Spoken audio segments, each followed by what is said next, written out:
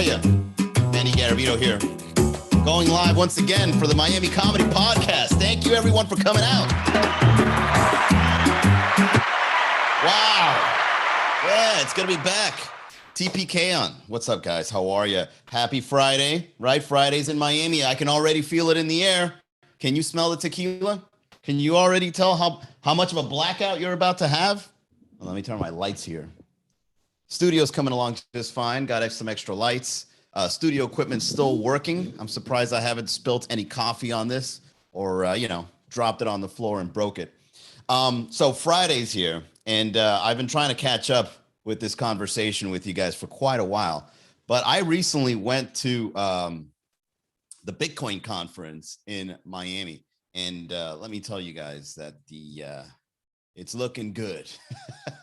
Apart from the fact that Bitcoin went down 50%. Now, I'm not gonna nerd out. I'm not gonna advocate cryptocurrency. This isn't that kind of show.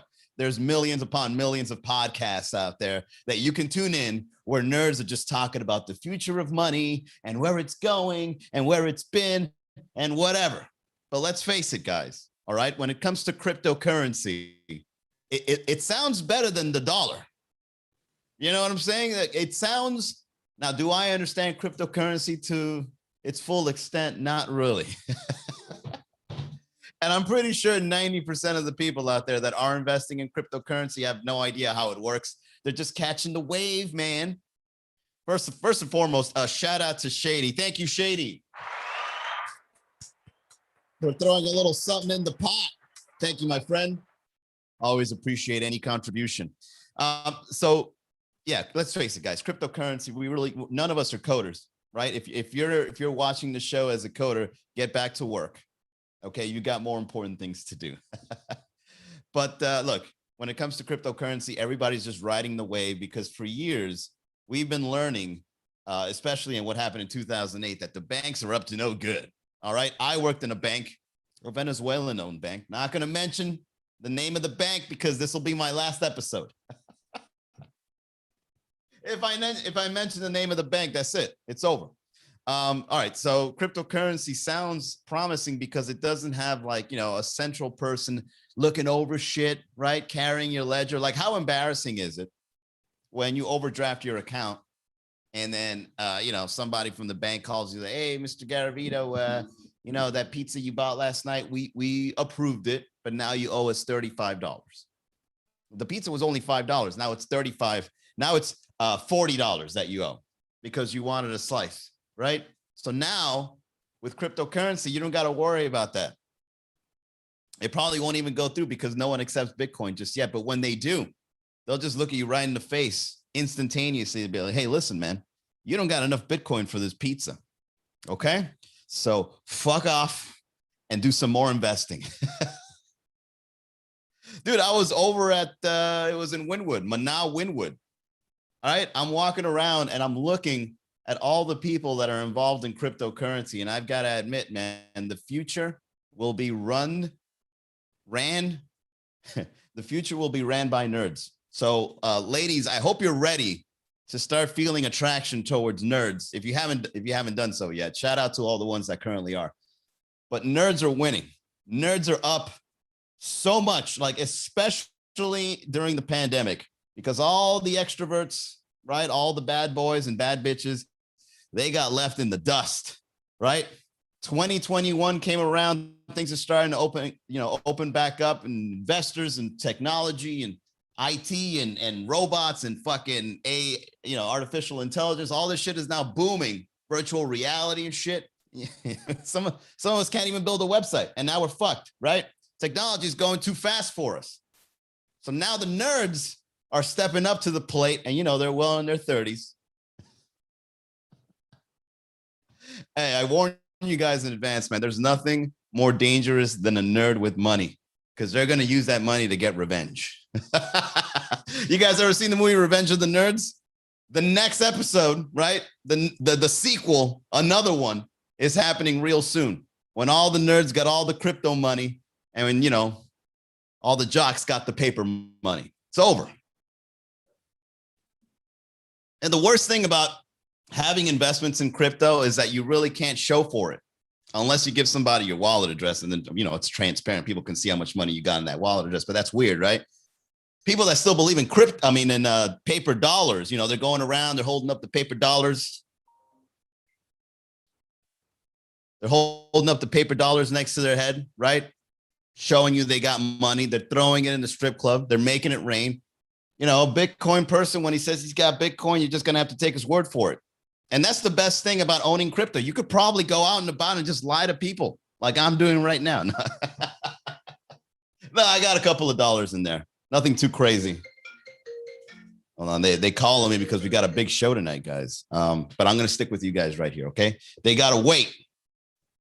All right. Anyways, so one of the weirdest things I saw at the Bitcoin conference was that on the outside there was this big trash bin, and it was full of the Venezuelan peso or whatever, Bolivar. Imagine if you walk somewhere and they're talking about the future of money, and they have this big, it's a heaping trash can. Like, it's not the little ones that you see in a house. It's the big dump truck ones. What's up, Inexplicable? Hey, Eliu's on too. What's up, man? Shady says, I'm gonna buy the first Miami comedy NFT with my Dogecoin. Yeah, something about Dogecoin I don't like, man. The fact that it's a joke, right? My money is serious. I think you're gonna get robbed. I think Dogecoin, I think you're getting robbed. I could be wrong, man. Right? Some people believe in Reddit more than God. I don't believe in God, but Reddit, hey, the answers are there. So I think Dogecoin, with the power of the internet, eventually maybe will be worth something. But money's a serious thing, man. Right? You can't be fucking around with money. That's the shit you go buy food with. That's the shit you provide for your family with. How are you going to provide for your family with Dogecoin?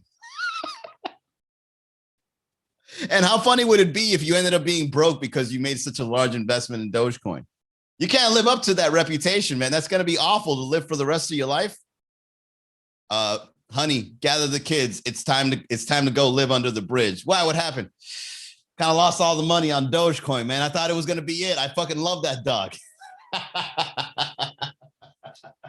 That dog's face was so adorable. I had no choice but to put our life savings into it.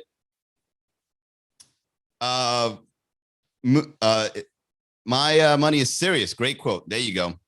Vidbulko, welcome. Yeah, if you guys want to pitch in on what your take on crypto is or dollars or whatever, look, man, again, I worked in a bank. I've seen how it is. I've seen salespeople give out loans like it's nothing. And it's super shady that people are printing money like it's all good, right? Like there's no repercussions for that. I mean, look at the dollar over time. Just look at the history of the dollar. Back in the day, a dollar, right, in the fucking 40s or 50s or something, a dollar can give you a whole meal. I've read books where someone's like, I put 14 cents on the counter and got myself a coffee and a cherry pie. I'm like, what the fuck? 14 cents got you a coffee and a cherry pie. 14 cents won't even get you a packet of sugar for the coffee these days. You know what I'm saying? What's your take on stuff like gold? I don't know. Look, man, you want to know?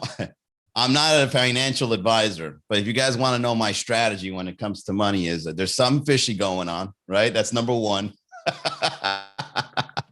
Right? Like, bro, the pandemic had to happen in order for us to get 3 checks from the government. What happened the last time we got a whole bunch of checks? No, not even. Well, what happened the last time we got 1 check for $500 from George W? What happened? Shit went down, right? The shit went down hard. We got 3 for like 10 times the amount. 10 times? Let's see, 14, 3, 5, close to 10 times the amount. You're sounding like Ron Paul. Good work. I'm just having fun, man. How can you not believe in God? I believe in God. In God we trust. But it's on the dollar, so I don't know about that. No, I believe in a higher power. I just, I don't need a group of people telling me what God was trying to say. But the same thing people believe in God is the same way people believe in money. It's the same way. You got to market money in order for people to use it, right? It's one thing I've realized about cryptocurrency. It's very marketed. Like you sometimes wonder, it's like, all right, somebody actually signed up to go speak at a crypto conference. He's up on stage. There was a guy at the crypto conference. He was crying. He's like, you know, those motivational speakers that do the walking, right? Like to add, and the future of crypto is really going to really make a difference in the way we live our life and the way we provide for our families and the way we pay for our bills. You'd be like, bro, how much crypto do you have that you want to let the people know to use it? The guy sounds like he's crying just as if crypto went down. It's like, you guys need to start using crypto in order for the one that I have in my wallet is worth a lot more. Because I went hard. Pulled out my 401k and put it on Doge. All right? If this shit tanks, I don't know what I'm going to do. Pancho Saito, Mateo, welcome back. Right, so I'm walking around this Bitcoin conference, dude, and there's fucking it's a segment of 3 kinds of people that are really interested in crypto, and I'm gonna go ahead and tell it to you right now. Are you thrashing Michael Saylor? Was that him? I don't know, dude. I just was watching it. I was like, this guy's really emotional right now. There are 3 kinds of people that love crypto, and it's greedy people, nerds, and marketers, right? And that's fascinating to me, that cryptocurrency attracts these 3 personalities, because now I found my people, right? I finally found my tribe. Bro, let me tell you, man, the nerds there, the nerds that I met there is super nerdy, man. And they're the kinds of nerds that take hard psychedelics, right? Like the people I was hanging out with were guys that were wearing like lobster flip-flops, armed, right? Wearing like some Oriental hat, like the Raiden fucking cone hat, and a DMT looking Joe Rogan shirt, and he had lobster flip-flops on. He was armed, right? Because he was like in Florida. He brought his firearm or whatever. And I'm like, bro, the last thing I would hate to get shot by someone like this, because the last thing I would hate to see is as I hit the ground, I just see this guy's, lobster Crocs. Lost my life to this guy, right? So these are nerds that are very confident, very wealthy, and they just do whatever the fuck they want. You know what I mean? And there's also like the business people that they listen to Kiyosaki, right? Is that his name? Rich Dad, Poor Dad. Like they listened to Kiyosaki when they were younger, and they lived on with that, philosophy for the majority of their life. And they're just, trying to get in on it before before it blows up. And then there's the marketers that go on stage to tell you how great Bitcoin is. It's like, yeah, Bitcoin is amazing. We all need to start using it because that way I make more money because I have it. It was one big PR thing. I had a lot of fun, however. I'm not going to lie. I really like the art space. Like the whole NFT thing is cool. The thing is, man, that in order for this to work, a lot of people need to be on board and a lot of people need to use it. And if we end up using it all, right? If we end up using all the functions and the functions we haven't even figured out yet for cryptocurrency, our livelihood can probably go up in quality, right? Because something fishy is going on. When someone like Warren Buffett is like, don't use crypto. Mr. Buffett, you are the most financially successful man in the world right now. I said, don't use crypto. All right, guys, something's going on here. Something's going on if this guy says not to use it. Let's fucking go in on it. Dude, how awesome would it be? If we all just start having money that doesn't go down in value or that can be printed out. But another thing that's fishy, see, because I can switch the perspective. See, that's the genius behind my work. I can see it one way, and then I just step to the side and I see it another way. And the other thing that's also fishy is the guy that invented Bitcoin, no one knows who the fuck he is. All right. So it could be one whole fucking, I don't know. It could be one big lie, right? Everybody just puts their money in the ether, the fugazi. And then, you wake up one day, it's like, all right, guys, crypto has closed.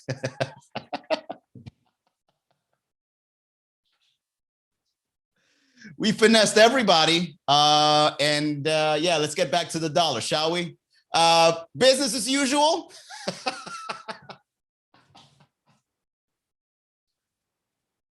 The dollar ain't going nowhere. Benjamin Franklin, come on back. Somebody pulls the curtain in the fucking digital space, and it's just all the fucking president animatronics. Like, we fucking got these guys. We're gonna be printing our faces with brand new portraits. We're gonna update the money system, and by updating, we're gonna put a brand new headshot. We put selfies and share. Gonna do the shout out pose. We back. Oh man, the money can be printed. It will go down in value. Yeah, everybody knows that. The opposite is also true. Pitalia, what's up? You're on a roll right now. Yeah, that's what I like to hear. All right, let's get down to the reads before we get to the second half of the show. This show is sponsored by L.U. Venus, everybody, a health insurance agent and a subject matter expert in the world of health insurance. So use him as a resource. If you have questions, he has answers. The people he helps the most are those who do not have health insurance because they believe it to be unaffordable, and those who do have health insurance and are complaining about how much it costs. You can also help anyone, anywhere with anything regarding the health insurance. So call him today, 305-335-3944. There's no excuse for not having health insurance right now. All right. You're going to be paying health insurance with crypto. Can you imagine you got like an emergency and you got to pay him in Dogecoin?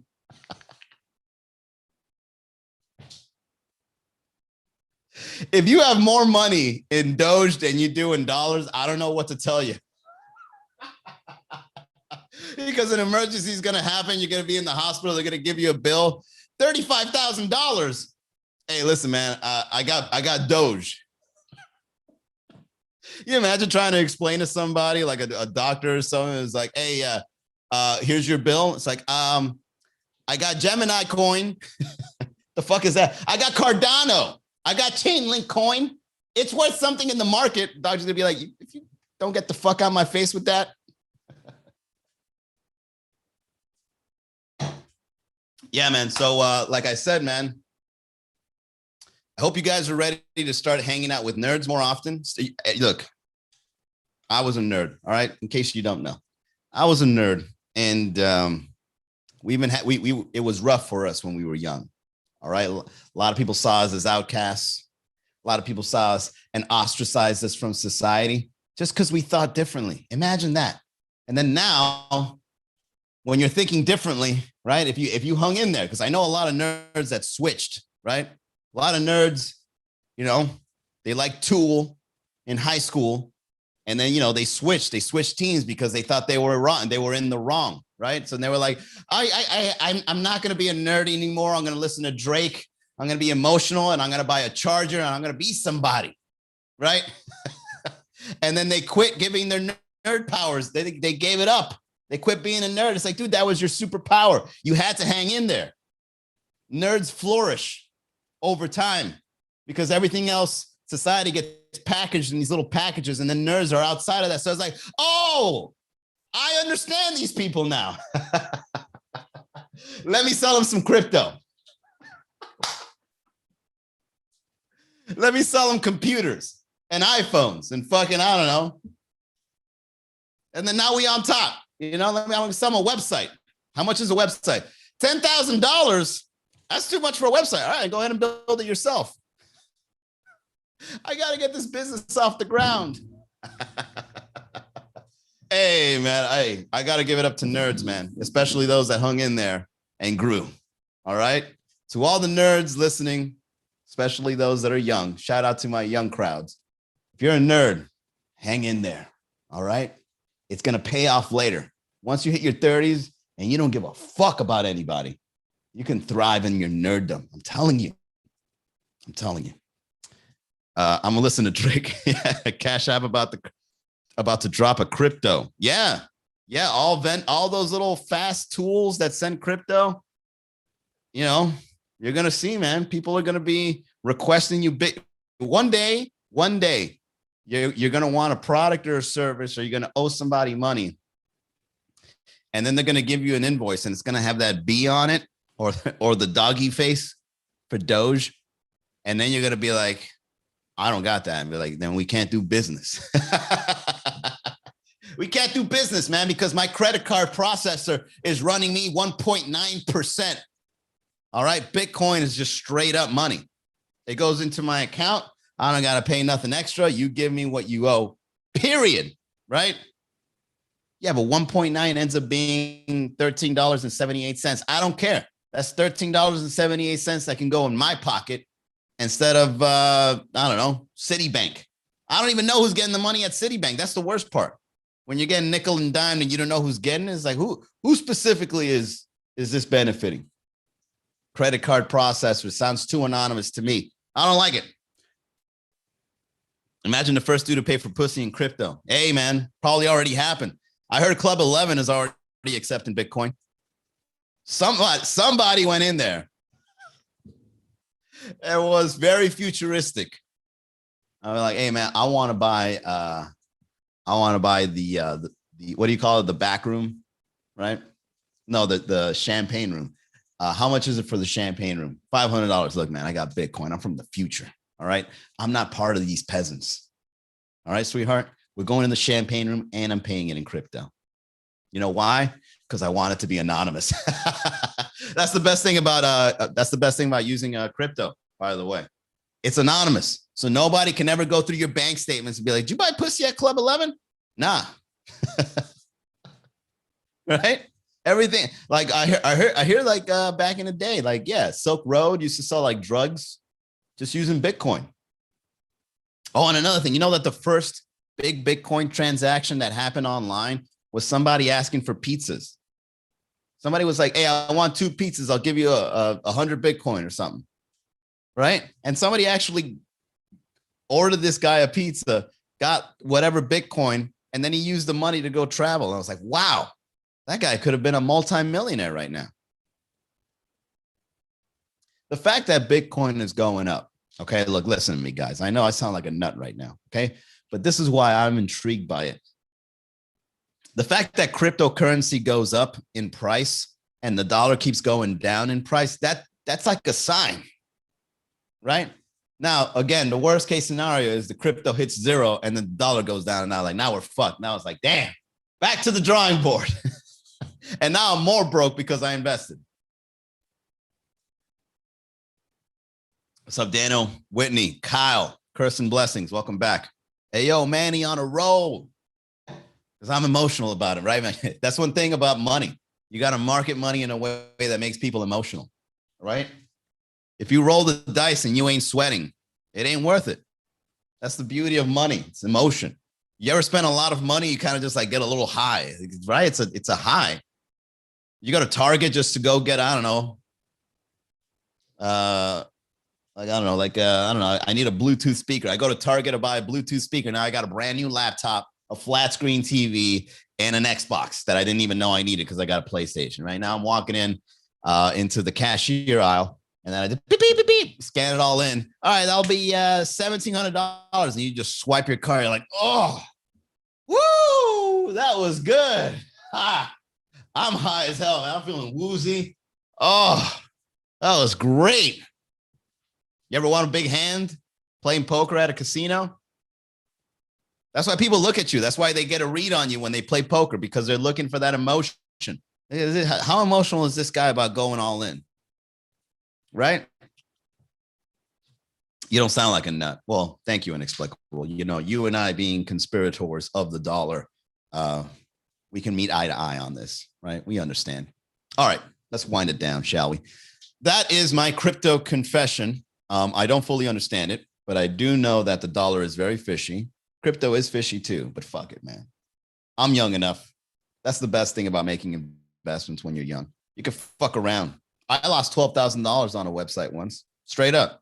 $12,000. I paid a group of people $12,000. I was like, all right, I need the website to do this, this, and this. They gave it to me, and it's like, fuck this website. I don't like it. And they're like, well, we did the work, buddy. Sorry. They closed the window, and it's like, damn, $12,000 down the hole. And it hurt.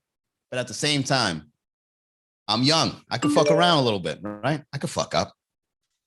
I can give somebody a bunch of money and just fuck it all up, right? There's always another day. Now, if I was like, 70, 80, and I gave somebody 12 grand for a website and be like, you little whippersnappers, you robbed me.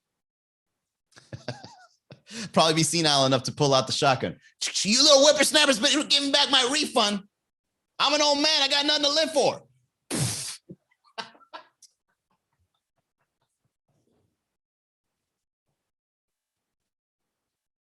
That's why old people love guns so much. They're just like, fuck it. Let me just take one guy down before I go.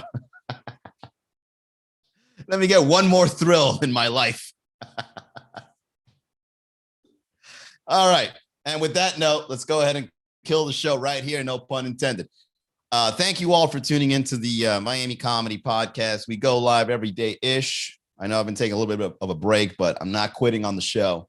All right. I have a lot of fun with you all. And yeah, go ahead and throw a little something in the pot, just like my boy Shady did. Buy some merch, right? I got some t-shirts coming out. Go to miamicomedy.com/shop. And don't forget to subscribe to the podcast, miamicomedy.com/podcast. Oh, and tonight we're going to be over at Fun Dimension. And on Saturday as well, we are at Fun Dimension. 2 shows on the weekend now. Friday, Saturday, Fun Dimension, 8 o'clock. Got a great lineup. Go to miamicomedy.com for everything else to get the best laughs in Miami and to laugh every day. All right, I'm out. Bye, everybody.